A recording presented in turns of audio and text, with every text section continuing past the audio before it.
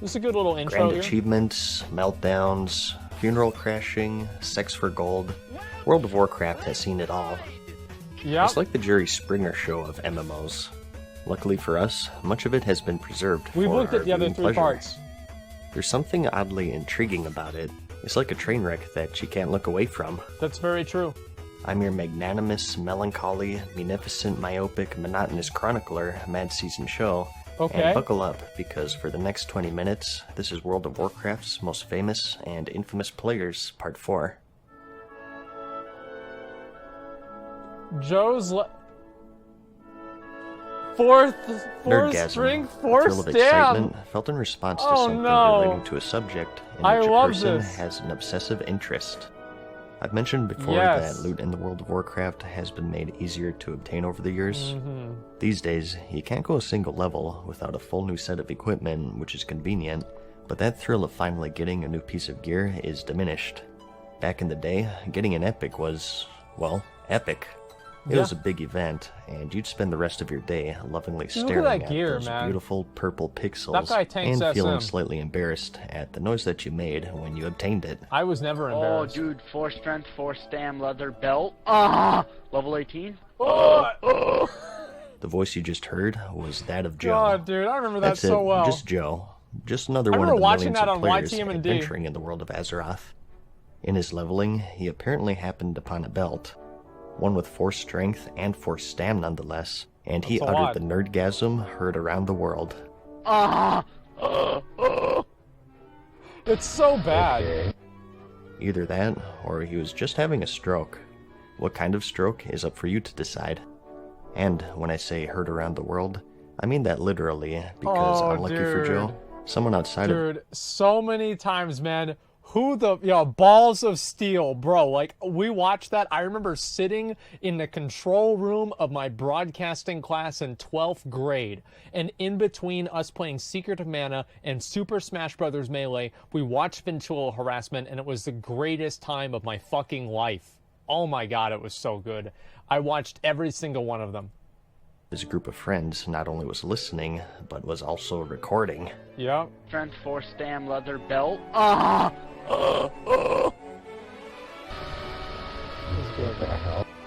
He'd record their reactions and upload them to YouTube for all to see, and Joe was just one of his many victims. 4 strength, 4 stam, leather belt. Joe,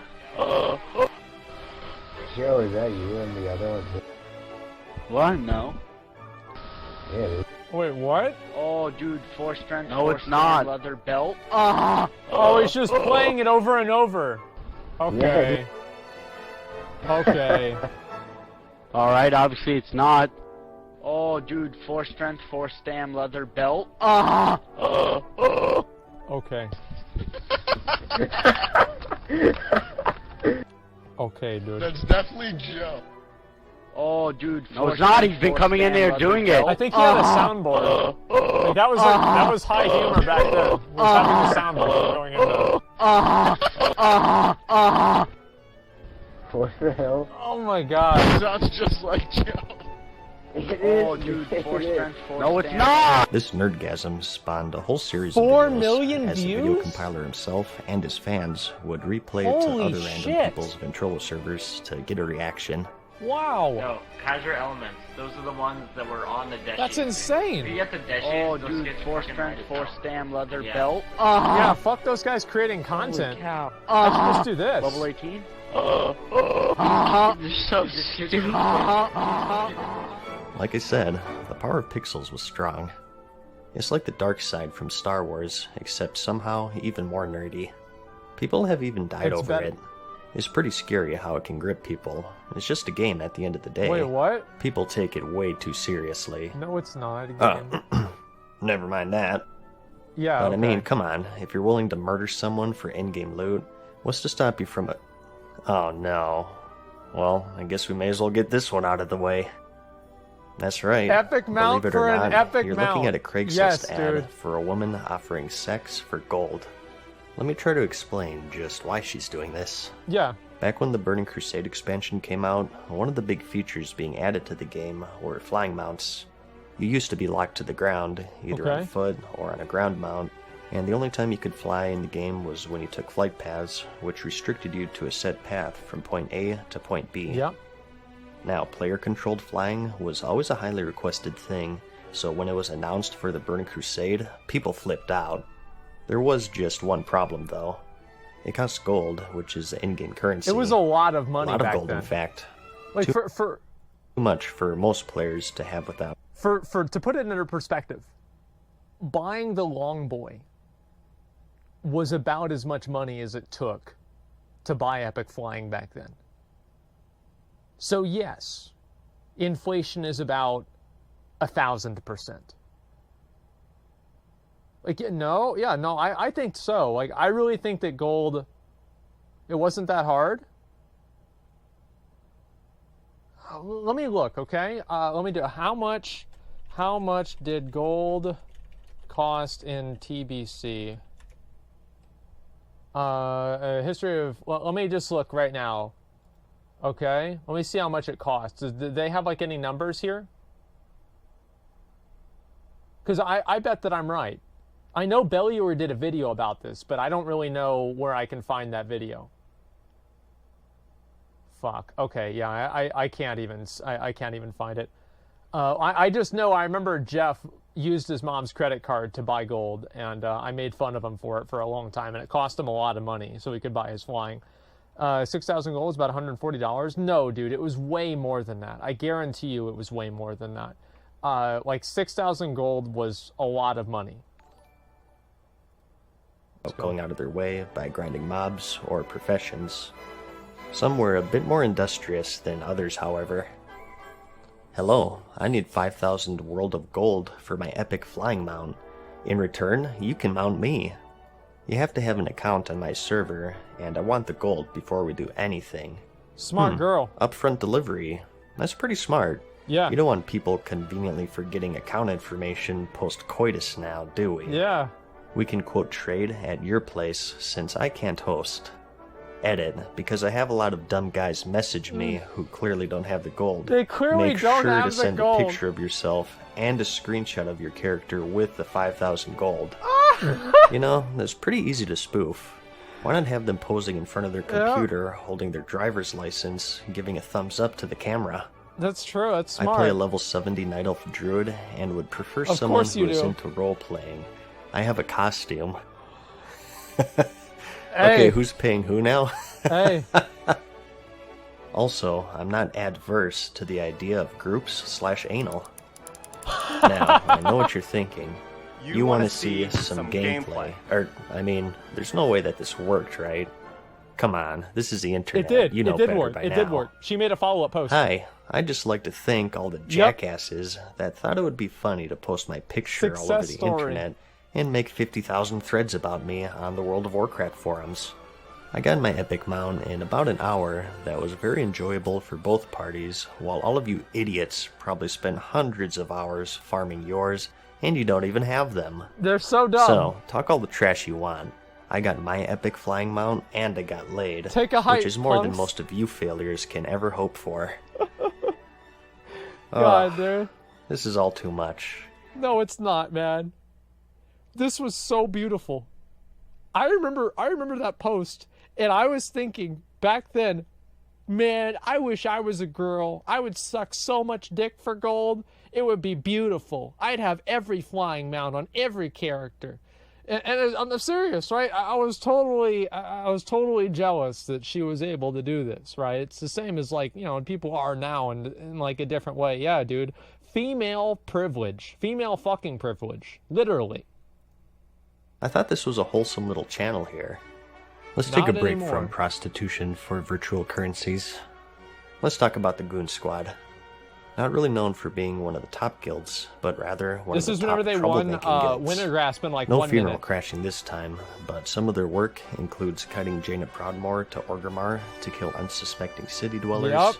forming a raid of zombies during the Wrath of the Lich King launch event to infect and kill unsuspecting city dwellers, and Fucking tricking Goon Alliance Squad. players into attacking an immune player and gathering them up so they can revive all at the same time to kill unsuspecting city dwellers. Fuck yes, Well, dude. at least this time they're of the opposite faction. Their crowning achievement, however, came during the Wrath of the Lich King expansion.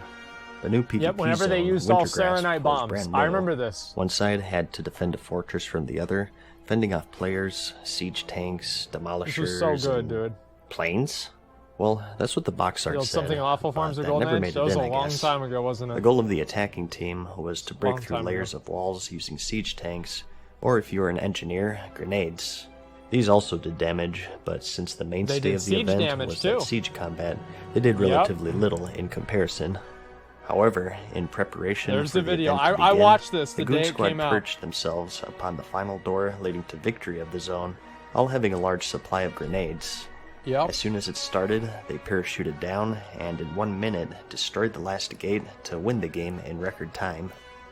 A stunned Alliance returned to the keep, only to find out that they've been locked out and surrounded by elite Horde guards, which slaughtered them if they drew too close. Immediately after, Blizzard released a hotfix, which made the grenades pretty much useless in the PvP zone. Well, at least they were still useful on the Lich Hi, King. this is Gurkthok from Elitist Jerks. This is a narrated video of a Zulaman speedrun that'll show you how my group has successfully approached the zone. Recognize that voice? That's right, that's the voice of Ian Hazakostas, the current game director of World of Warcraft. This was back during the Burning Crusade, before he was affiliated with Blizzard. Yep. He's the leader of the Elitist Jerks Guild, which is one of the most influential guilds in the entire game. In 2008, before the Wrath of the Lich King's launch, Fuck yeah. he joined Blizzard as a raid and dungeon designer, and 7 years later moved up to assistant game director. And finally, in 2016, the game director for World of Warcraft, a position he holds to this day. However, in this video, he's just another player making a neat guide on how to successfully complete the bear run in the Zulaman raid in the Burning Crusade. It's so crazy for me to think that, like, Ian was, like, just making WoW videos back then. You know, like, just making WoW videos back then. Like, that could have been, yeah, that could have been me, dude. I don't know. It's crazy for me to think. Yeah, it's gonna be me for sure. Asmongold game director. Yeah, I mean, hey, the path has already been blazed. Our range group spreads out in a semicircle around the boss, and the melee obviously are directly on him. You'll see that so far it's taken. Yo, what if, like, he started off the video, he's like, hey, yo, what's up, you fucking idiots? All right, so we're gonna show you pieces of shit how to get this mount because you suck too much dick to get it on your own. Like, can you imagine that? If they had that video out and then, like, he was the director now? Like, honestly, if that was the case, I'd feel so much more comfortable. It took us 3 to 4 minutes to get here. The time would just tick down to 16 minutes. If you killed the first batch of bosses within a time limit, you were rewarded with a bear mount, and it was quite difficult during the time. So, this guide proved useful to many players, showing different shortcuts, There it mob is, dude. skips, and boss strategies to speedrun the raid as fast as possible. Yep. As someone pointed out in the comments of the video, you can maybe think of this as foreshadowing to the Mythic Plus system, which saw its introduction in Legion. A lot of that came from Diablo 3's Rift system, since All they're of it, quite similar. actually. But it's interesting to think that if Ian never became the game director, we wouldn't have had Mythic Plus, which I think is one of the best things that the game has going for it right now.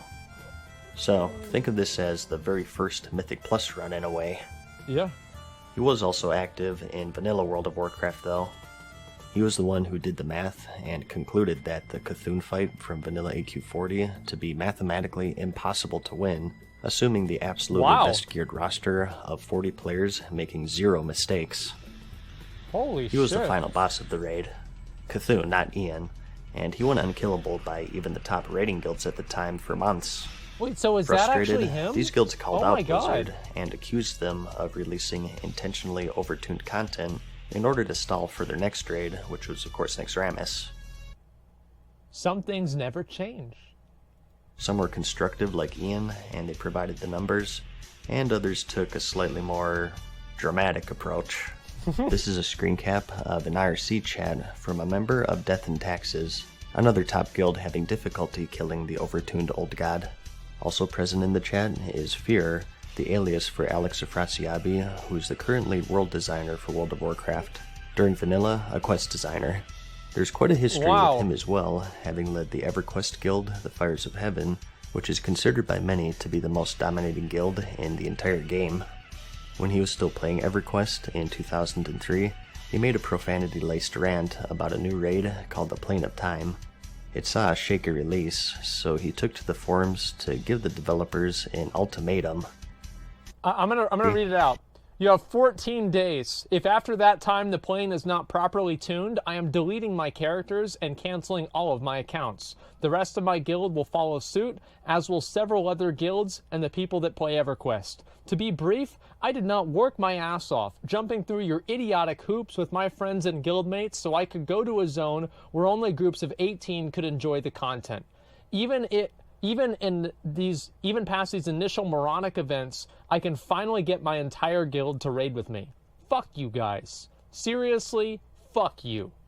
I cannot believe this. Right now I'm just so pissed off. I'm sitting here in Plane of Time, and 3/4 of my guild is just sitting around, while a group of 18 is repeatedly trying to beat one of the mini re-encounters. Don't you people have any fucking decency? Smedley, why don't you stop counting your money and start issuing orders? The tragic irony of creating the ultimate cock-block encounter in the form of Kill Jaden, which requires 80 people to defeat, and then limit encounters to the plane in the Plane of Time to 18. 14 days. After that, this site will change from the most popular EQ fan site on the internet to the most popular World of Warcraft fan site on the internet. I'm done playing ball with you useless fuckers. It's my turn.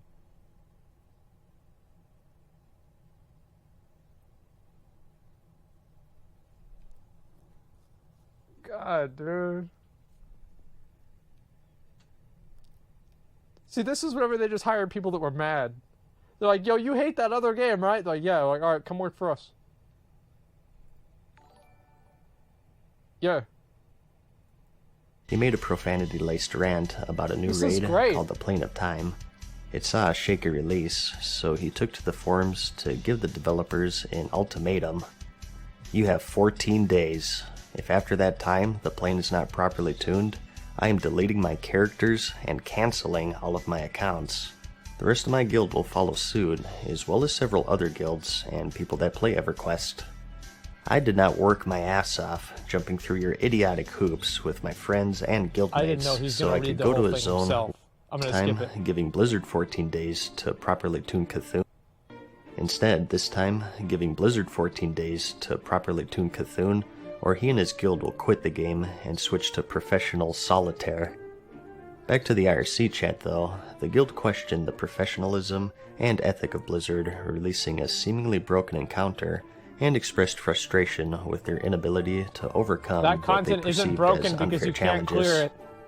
After carefully pondering their argument that the content may be a bit overtuned, Afrasiabi looked back to the time when he was the player. The frustrated guild leader posed with an unbeatable challenge, and retrospectively, he saw that he and Z weren't all that different. Thus, with great care and deliberation, he sincerely took on the criticism and replied, I think you're just being a retard. Well, damn. That's pretty impressive, actually. With how filtered everything is these days, to what lengths do you have to go to for an employee of a AAA game to say that you have Down syndrome? Retard. How much would you have to mess with someone to completely send them off the deep end to the point where they publicly lash out at their own community base? Well, the world may never know. It's like a double retardation whammy. These were the beautiful days. This is great. It's like a double retardation whammy. I'm surprised he can say that with Blizzard's... Okay, I think you can read the rest of that yourself. The two continued their constructive discussion of old gods and cocks, and it didn't go very far, and incidentally, Cthulhu did end up getting nerfed shortly thereafter, and guilds finally started to beat him. Yep. More importantly though, we were left with one of the most dramatic public arguments between a Blizzard employee and members of the community in the company's history. We need more of those. Man, you know what? What am I doing? Like, that, we really do need more of these. Like, if Ian would just come on and occasionally just, like, do a WoW stream and just, like, read the forum posts and just call them fucking morons, that would just be beautiful. I'd love it. Like, I don't know why we don't have that more often. Like, and if people got mad, fuck them, dude. Like, I can guarantee you, like, it would be overwhelmingly positive if they did that. With my life, talking about drama of random people across the world whom I've never met and probably will never meet, on a video that's definitely going to be advertiser unfriendly and filled with comments telling me how monotone I am. You know what, YouTube? You have 14 days. 14 days to fix your broken website, or I'm going to take my channel and turn it into an erotic audiobook promotion tool. I groan and run my fingernails across his back, and he gasps, a strangled Wait, what moan. the fuck is going Ah, on? fudge, Anna, he chokes, and it's a half cry, a half groan.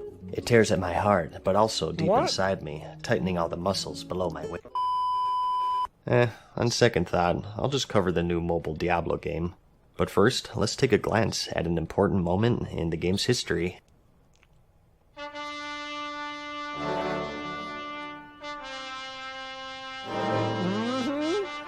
We took the amount of outrage and then doubled it. Jay Wilson is a name that lives in infamy amongst the Diablo community. Yep.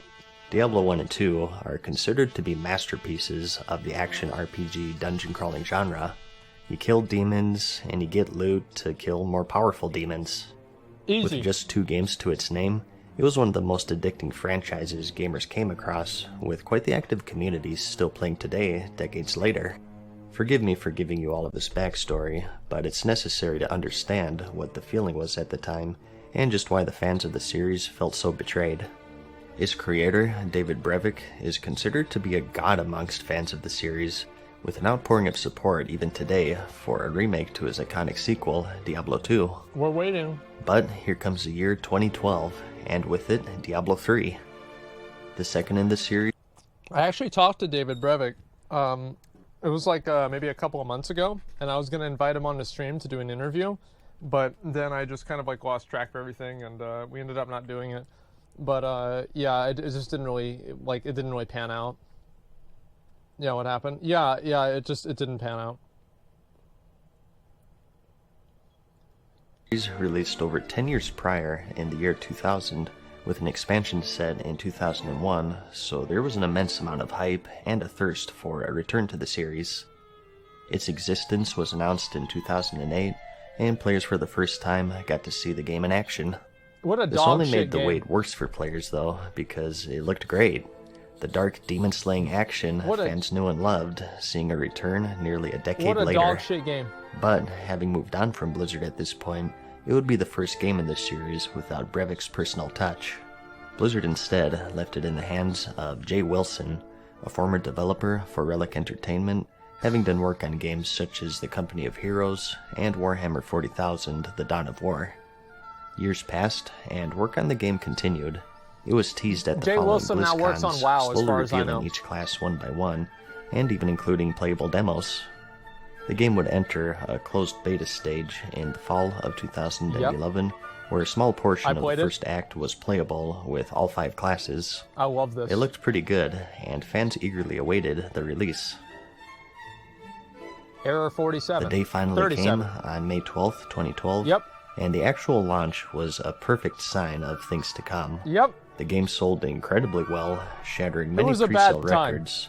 It accumulated 3.5 million sales within the first 24 hours after release, and over 6.3 million in its first week of launch.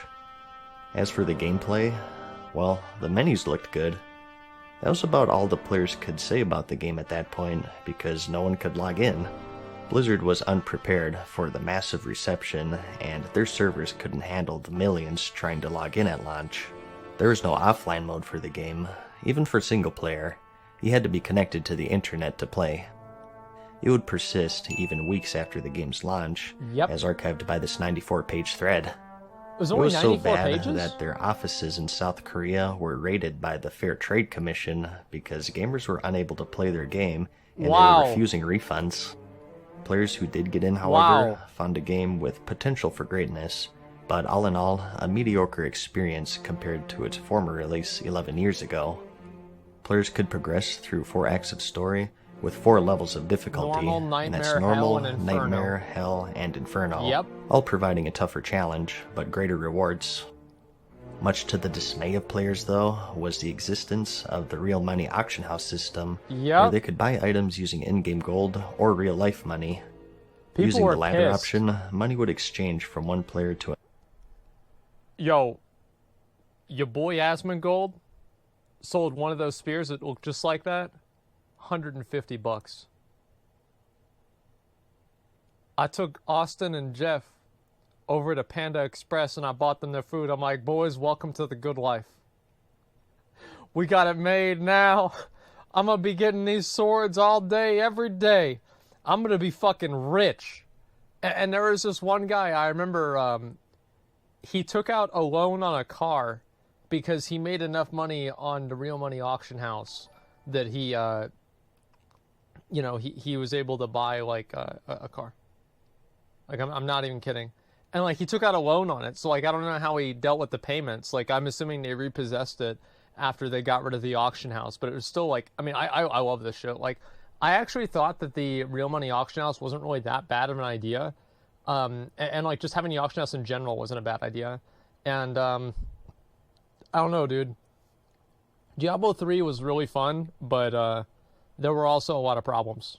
It was not that bad. No, I didn't think it was bad because like basically the alternative to the real money auction house is you don't have any trading at all. And I'd rather have people have pay to win than not have anybody be able to trade.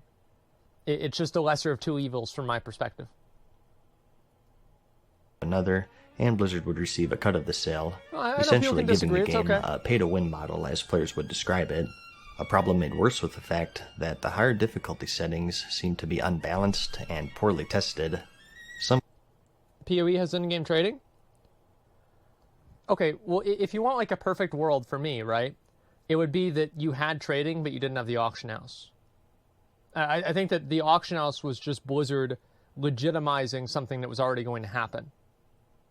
Right? I mean, that's what I would specifically want. I think having trading is more important than like the potential to like pay to win. Right? I mean, that's my perspective. Because not having trading affects everyone. The pay to win stuff doesn't. Literally PoE? I know, I love PoE. Yeah, I think that's great. I'm happy about it. Like, yeah, PoE did it right. Yeah, that's the whole point. Some classes were able to scrape by and complete it with very expensive gear and a very specific set, while others, particularly melee classes, struggled at even the penultimate difficulty, which was Hell.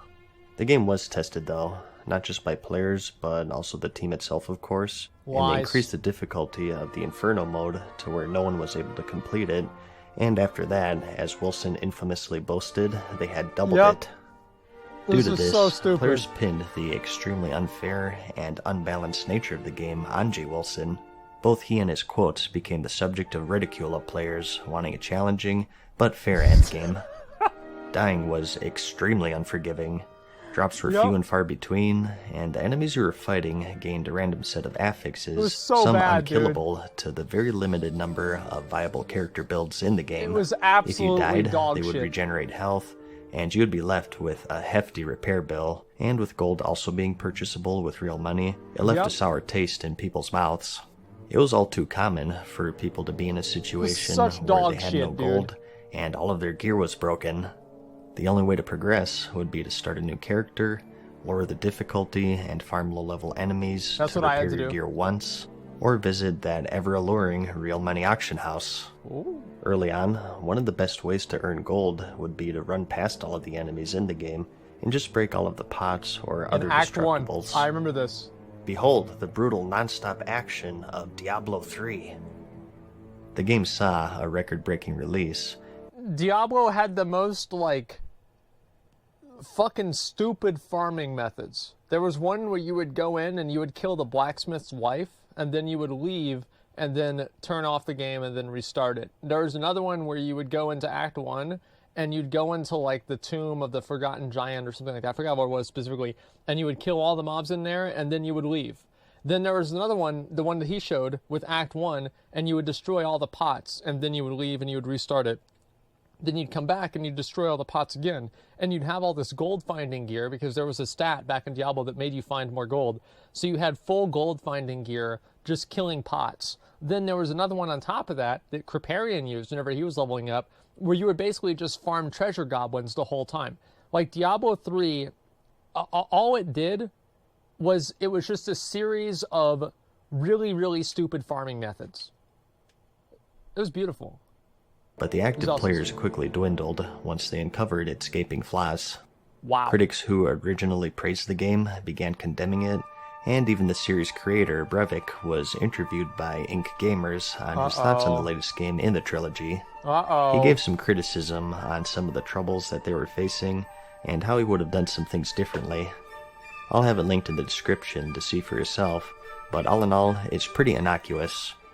Members of the development team, however, took offense to the interview and mistakenly posted their discussion to the public eye, and frankly, were quite scornful. How dare he not lie for us and say that our game is flawless? Where Breivik was professional and courteous, this small group of employees took a liking to mocking him and the past games that he's worked on. This culminated with a comment from the game director himself. Fuck that loser. Boom. Oh, this is public? Delete everything. Well, they took the amount of outrage with the game, and they doubled it. Due to the problems of balancing and the real money auction house, many fans were already disillusioned with what the game was and how they wanted it to be. I don't think that's a big deal, honestly. Like, he's talking privately. Like, I mean, who hasn't had, like, a conversation privately?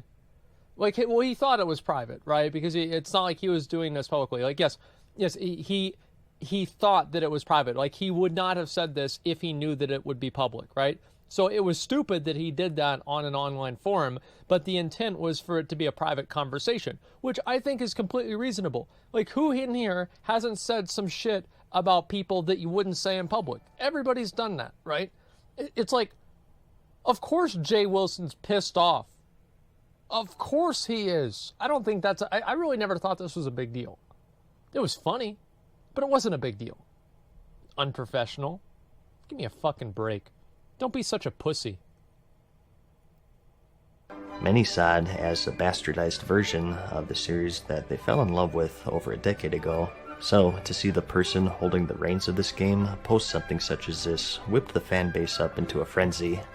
Some swore off not only the franchise, but also Blizzard as a whole, and only the most zealot-like followers stuck through the whole ordeal. And as a reward for their loyalty, for their undying love of the Diablo franchise, they got to witness an even further bastardized version being produced for mobile devices. What? Don't you guys have phones? Hey! Wilson later apologized for his comments, and he addressed some of the problems that the game was facing, and the whole incident goes down as one of the most dramatic moments in gaming history. He would later step down from game director for Diablo and move to the lead game designer for the Legion expansion of World of Warcraft. He parted ways with not only Blizzard, but the gaming industry as a whole in June of 2016. Oh, really? Man, you know what? That's whenever the game got a bit better. Like, no, really, you think about it, like, that means that he did, like, the original Legendary system, and, like, everything that they did after this dude left was, like, all an improvement. Yo, fuck that loser, yeah, for real. Like, the guy comes in, no, I mean, really? Am I wrong? Like, I don't know, maybe he's a good game dev, maybe I don't know what I'm talking about, but it just seems like a very coincidental chain of events. I'm just not feeling this. There's just something about my crippling addiction to World of Warcraft that I just can't drop. It's such a large world filled with strange, strange people, and we wouldn't have it any other way, would we? If you're on the same boat, I'll see you in the next episode of World of Warcraft's most famous and infamous players. Wow.